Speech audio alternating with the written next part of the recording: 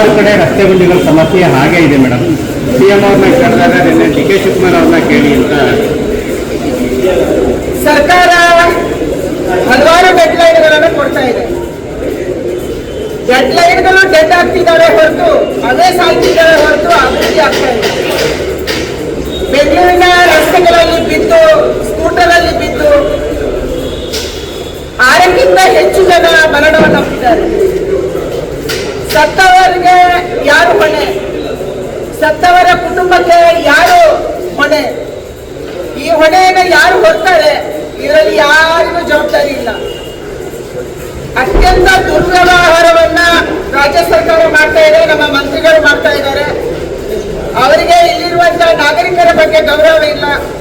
ಅವರಿಗೆ ಸಿಗಬೇಕಾದಂತ ಮೂಲಭೂತ ಸೌಕರ್ಯ ಬಗ್ಗೆ ಗೌರವ ಇಲ್ಲ, ಶ್ರದ್ಧೆನೂ ಇಲ್ಲ. ಕೇವಲ ಹಣ ಮಾಡಬೇಕು, ಕೇವಲ ಪ್ರಚಾರ ತಗೋಬೇಕು, ಕೇವಲ ಕುರ್ಚಿ ಹಿಡಿಬೇಕು, ಅಧಿಕಾರವನ್ನ ಉಳಿಸ್ಕೋಬೇಕು, ಅಧಿಕಾರವನ್ನ ಕಿತ್ಕೋಬೇಕು. ಇಷ್ಟು ಮಾತ್ರ ಕರ್ನಾಟಕದಲ್ಲಿ ಚರ್ಚೆ ಆಗ್ತಿದೆ ಬಿಟ್ರೆ ಒಬ್ಬನೇ ಒಬ್ಬ ಮಂತ್ರಿ ರಿವ್ಯೂ ಮೀಟಿಂಗ್ ಮಾಡ್ತಾ ಇಲ್ಲ, ಒಬ್ಬನೇ ಒಬ್ಬ ಮಂತ್ರಿ ಜಿಲ್ಲೆಗಳಿಗೆ ಹೋಗ್ತಾ ಇಲ್ಲ, ಅಲ್ಲಿ ಪರಿಶೀಲನಾ ಸಭೆ ಎಂದೂ ಆಗಿಲ್ಲ. ಮುಖ್ಯಮಂತ್ರಿಗಳು ಮೇಲಿಂದ ಹಾರ್ತಾರೆ ಬಿಟ್ರೆ ಈ ನೆಲದಲ್ಲಿ ಅವರು ಓಡಾಡ್ತಾ ಇಲ್ಲ. ಇದು ಈ ಪರಿಸ್ಥಿತಿ. ಅದಕ್ಕಾಗಿ ಬೆಂಗಳೂರಿನ ಗುಂಡಿಗಳಿಂದ ಇವತ್ತು ಪರಿತಪಿಸ್ತಾ ಇರುವಂತವರು ಇಲ್ಲಿಯ ನಾಗರಿಕರು, ಇಲ್ಲಿ ಕೆಲಸ ಮಾಡುವಂತ ಉದ್ಯೋಗಿಗಳು, ಇಲ್ಲಿರುವಂತ ಉದ್ಯಮಿಗಳು, ಇವರೆಲ್ಲರೂ ಕೂಡ ಇವತ್ತು ಬೇಸತ್ತಿದ್ದಾರೆ, ಪರಿತಪಿಸಿದ್ದಾರೆ. ಯಾಕೆ ಬೆಂಗಳೂರು ಹೀಗೆ? ನಾವು ಬೆಂಗಳೂರಲ್ಲಿ ಇರಬೇಕೋ ಬೇಡವಾ ಅನ್ನುವಂಥದ್ದನ್ನ ಉದ್ಯಮಿಗಳು ದೊಡ್ಡ ದೊಡ್ಡ ಬೇರೆ ಬೇರೆ ದೇಶದಿಂದ ಇನ್ವೆಸ್ಟ್ ಮಾಡಿದಂತವರು ಯೋಚನೆ ಮಾಡ್ತಿದ್ದಾರೆ. ಇದು ಇವತ್ತು ಬೆಂಗಳೂರಿನ ಪರಿಸ್ಥಿತಿ. ನಮ್ಮ ಉದ್ಯಾನವನ ಬೆಂಗಳೂರು, ನಾವು ಹೆಮ್ಮೆ ಪಡುವಂತ ಬೆಂಗಳೂರು ಇವತ್ತು ಗುಂಡಿಗಳ ಬೆಂಗಳೂರು ಆಗಿದೆ.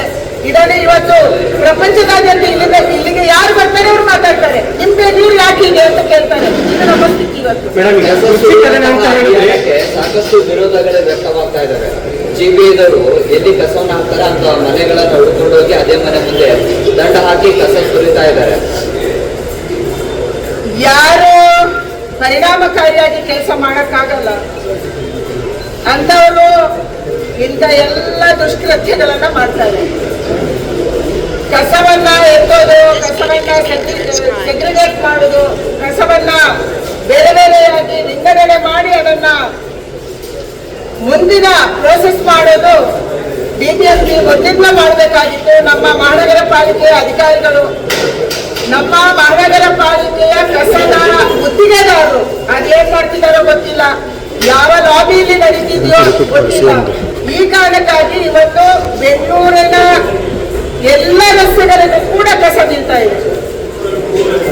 ಇವರು ಮಾಡ್ತಾ ಇರೋದು ದೊಡ್ಡ ಗಡಂದಾರಿ ಕೆಲಸ ಅಂದ್ರೆ ಯಾರಾದ್ರೂ ಕಸ ಬಿಸಾಡಿದ್ರೆ ಅಂದ್ರೆ ಅವರ ಮನೆ ಮುಂದೆ ಒಂದು ಕಸ ಇದು ಪರಿಹಾರನ? ನಾವು ಜವಾಬ್ದಾರಿಯುತ ನಾಗರಿಕರು ಸರಿಯಾದ ಕಸ ವಿಲೇವಾರಿ ಮಾಡಬೇಕು, ಸರಿ ಇದೆ. ಆದ್ರೆ ಅವರ ಮನೆ ಮುಂದೆ ಕಸ ಸುರಿಯುವುದು ಪರಿಹಾರನ ಅನ್ನುವಂತ ಒಂದು ದೊಡ್ಡ ಪ್ರಶ್ನೆ ಇವತ್ತು ಬೆಂಗಳೂರಲ್ಲಿ ಎದ್ದಿದೆ.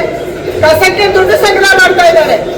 ಕಸ ವಿಲೇವಾರಿಗೂ ದುಡ್ಡು ಜಾಸ್ತಿ ಆಯ್ತು. ಸಂಗ್ರಹ ಮಾಡೋದು ಮಾತ್ರ ಅಲ್ಲ, ಅದನ್ನು ಡಬಲ್ ಮಾಡೋದು, ಟ್ರಿಬಲ್ ಮಾಡೋದು ಮಾಡಿದ್ರು. ಆದ್ರೆ ಕಸದ ಸಮಸ್ಯೆಯನ್ನು ಬಗೆಹರಿಸಕ್ಕೆ ಕರ್ನಾಟಕ ರಾಜ್ಯ ಸರ್ಕಾರವೂ ಆಗ್ತಿಲ್ಲ. ಬೆಂಗಳೂರಲ್ಲಿ ಉಸ್ತುವಾರಿ ಹೊತ್ತಂತ ಮಂತ್ರಿಗಳು ಇದರ ಬಗ್ಗೆ ಯೋಚನೆ ಮಾಡ್ತಿಲ್ಲ. ಬೆಂಗಳೂರಿನ ಮಹಾನಗರ ಪಾಲಿಕೆ ಕೂಡ ಇದರ ಬಗ್ಗೆ ಯೋಚನೆ ಮಾಡ್ತಾರೆ. ಕುರ್ಚಿ ಕದನ ಅಂತ ಹೇಳಿದ್ರೆ ಎಲ್ಲಿ ಮುಗಿಲ್ಲ ಮೇಡಮ್. ಕುರ್ಚಿ ಕದನ ಏನಾದ್ರೂ ಮಾಡ್ಕೊಳ್ಳಿ. ಯಾರು ಕಾಂಗ್ರೆಸ್ ಅಲ್ಲಿ ಯಾರು ಮುಖ್ಯಮಂತ್ರಿ ಆಗ್ತಾರೆ ಇದು ನಮ್ಮ ಪ್ರಶ್ನೆ ಅಲ್ಲ. ನಮ್ಮ ಪ್ರಶ್ನೆ ಇರುವಂತದ್ದು ಕರ್ನಾಟಕದ ಅಭಿವೃದ್ಧಿ ಆಗ್ಬೇಕು, ಕರ್ನಾಟಕಕ್ಕೆ ಸಿಗ್ಬೇಕಾದಂತ ನ್ಯಾಯ ಸಿಗ್ಬೇಕು, ಕರ್ನಾಟಕದಲ್ಲಿ ನಮ್ಮ ರಸ್ತೆಯಲ್ಲಿ ಬಿದ್ದಿರುವಂತಹ ಗುಂಡಿಗಳು ಮುಚ್ಚಬೇಕು, ಯಾರು ನೆರೆಯಲ್ಲಿ ತೊಂದರೆಗೊಳಗಾಗಿದ್ದಾರೆ ಅಂತ ರೈತರಿಗೆ ಸಹಾಯಕ್ಕೆ ಬರಬೇಕು. ಯಾರ್ಯಾರು ಇವತ್ತು ಹೆಣ್ಮಕ್ಳ ಅತ್ಯಾಚಾರದ ಬಗ್ಗೆ, ಅನಾಚಾರದ ಬಗ್ಗೆ, ಅವರ ಕಿಡ್ನಾಪಿಂಗ್ ಬಗ್ಗೆ, ನಾಪತ್ತೆ ಆಗುವವರ ಬಗ್ಗೆ ನಾನು ನಿನ್ನೆ ಮಾತಾಡಿದ್ದೆ. ಇವರಿಗೆ ರಕ್ಷಣೆ ಸಿಗ್ಬೇಕು.